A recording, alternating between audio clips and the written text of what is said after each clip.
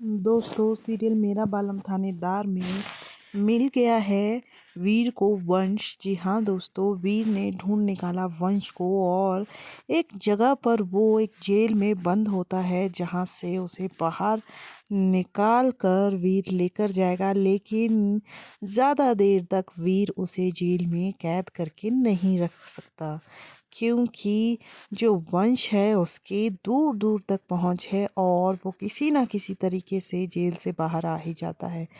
उसकी तबीयत खराब होती है, वो रास्ते में चलता चलता बेहोश हो जाता है और वहाँ से उठाकर उसे बुलबुल घर ले आती है, क्योंकि उसकी तबीयत बहुत खराब होती है।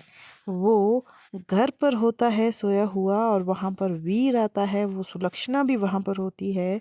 और जब वंश को होश आता है तो वो बदतमीज़ी करता है सुलक्षणा के साथ, जिस बात पर वीर आग बबूला हो जाता है और वीर का गुस्सा फूट पड़ता है वंश पर। वो उसका गला पकड़ लेता है और बोलता है कि तेरी हिम्मत कैसे हुई मेरी माँ से इस तरीके से बात करने से, कि वो मेरी माँ है।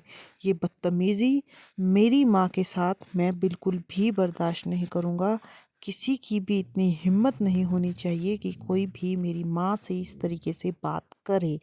इस बात पर जो वंश है वो वीर का कॉलर पकड़ लेता है और कॉलर पकड़ने के बाद वीर को और ज़्यादा गुस्सा आता है, वो और ज़्यादा आग बबूला हो जाता है और वो सीधे सीधे वंश को बोलता है कि इसी बात पर मैं तुम्हें गिरफ्तार कर सकता हूँ, मेरा कॉलर छोड़ो।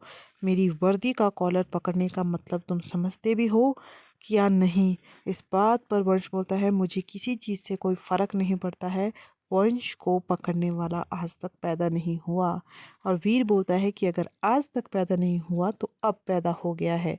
वहीं पर बुलबुल वंश को समझा रही होती है कि ये चोरी चकारी किसी के काम नहीं आई है, ये छोड़ दो और तुम ये चोरी करते ही क्यों हो। इस बात पर वंश बुलबुल को बोलता है कि ये सब बोलना आसान होता है, लेकिन बचपन से जब पेट भूखा रहता है ना, तो खाने के लिए इंसान बहुत कुछ करता है और मैंने भी किया।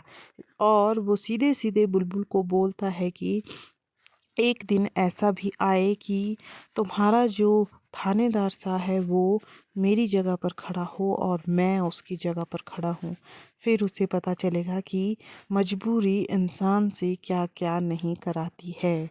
और वंश ये सब बोलकर वहाँ से चला जाता है।